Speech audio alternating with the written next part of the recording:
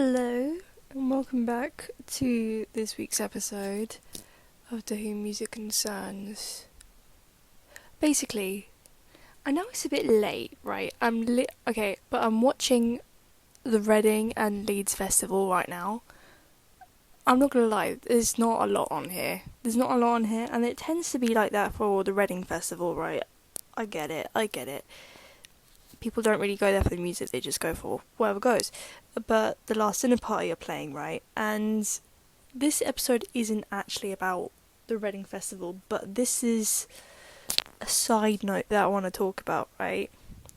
An observation, let's just say, that I've made. Right, it's okay.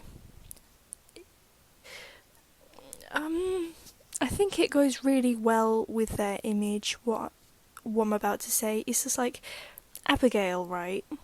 Obviously the lead singer, whoever doesn't know The Last Dinner Party, and if you don't, then I'm glad I've told you about them. But basically what I'm saying is, she's unsettling... Wait, how do I put this? It's unsettling how good she is. Like, how much she's dancing, but like... at the same time, her singing's a bit off. No, don't get me wrong, she's great. She's amazing. It's just something about this performance. It's just kind of like they either had a night out before this, and then they're kind of really tired and like, I don't know. But like then, okay, because I was gonna do this episode a bit later on, right? But when I finished watching it, but like there was this something, she was like singing and dancing and like she was like spinning around a lot, like really, not aggressively, but like aggressively, and I was like, I kind of get if I kind of get if, because they're the next big band, they're a very good band, you know, you kind of gets to them.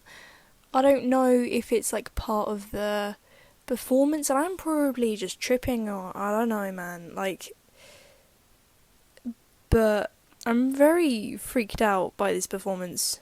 It's a good performance, don't get me wrong. It's like seeing, it's not on the same level, obviously, but it's like seeing Grace Jones for the first time, and then you're like, what the hell, obviously for the time, but then you don't tend to see, because they have an image, they have a whole, I hate saying this, but it's like having a whole aura of the band, and they kind of do, because like an image that they're trying to project, and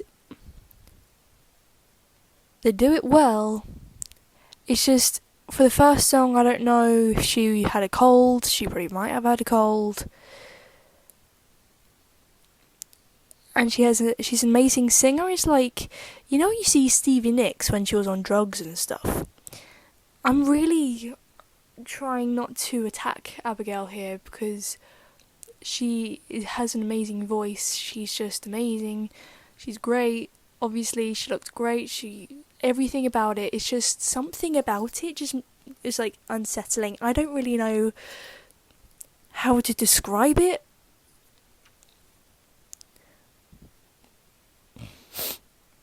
If anyone knows what I mean, let me know. And if I'm just talking jive or just talking rubbish, it's just an observation that I made about this. And you know, anyway, getting to the point of what this actual episode is on.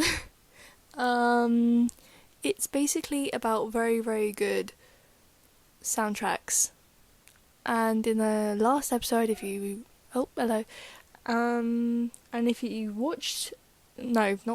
listened to like the last episode, I was talking about this one soundtrack called of Patagonia, of that film. If you didn't watch that, then it's a very good soundtrack. Listen to it.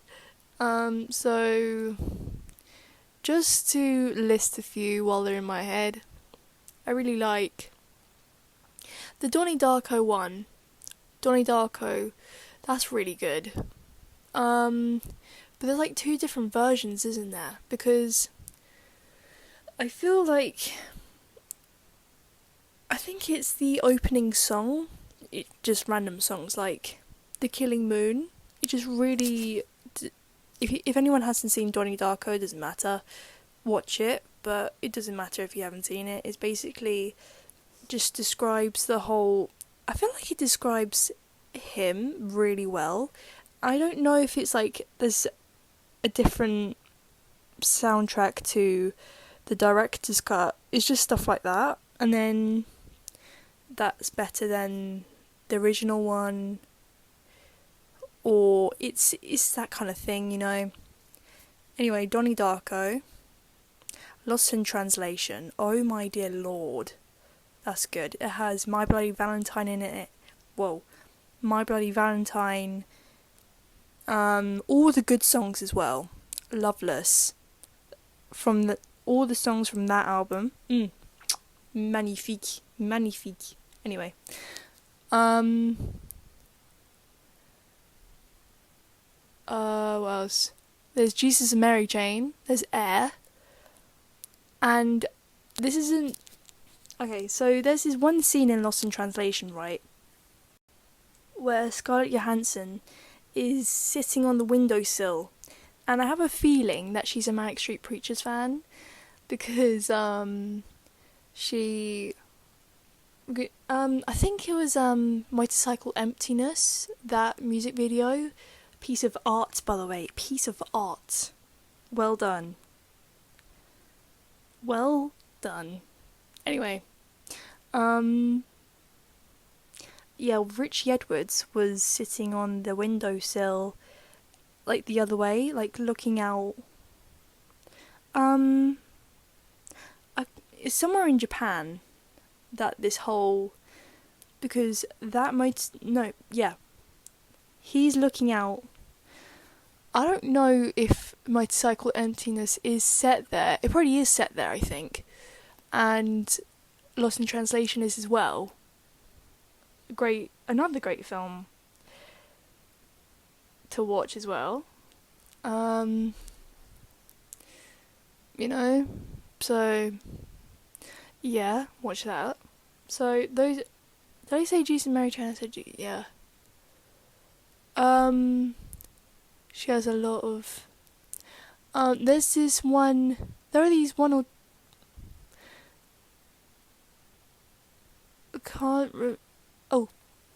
There's this one song that she plays called Cherry Blossom Girl, by Air.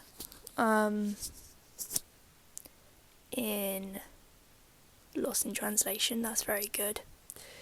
And it's just, you know, when you get a song that perfectly fits that specific person or the plot, I just love it. And nowadays I sound so old when I say that, like, nowadays they don't have good music anymore. But they actually don't, because like, I was listening to Jeff Buckley, surprise, I was listening to Jeff Buckley the other day, and then I was listening to Lover You Should Have Come Over, and there's this one line that just sticks with me, man.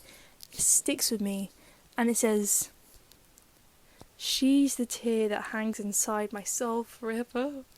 No one writes like that anymore, apart from The Last Dinner Party. That's why they're so great, or kind of. But like, you know that. Wow, that was amazing. Anyway, so basically what I'm saying is, if you want a good movie soundtrack, I suggest. I'm gonna make a part 2 of this though, because why not? Oh, and Saturday Night Fever. Okay, let me list them. Saturday Night Fever, well, just Bee Gees, you know. All them, very, very good. Very, very good. Very good film as well. Anyway, so Saturday Night Fever, Donnie Darko, Lost in Translation, Patagonia.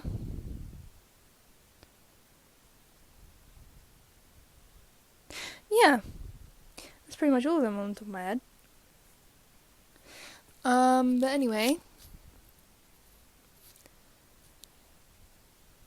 I'm just gonna leave you. I'm just gonna leave you with that.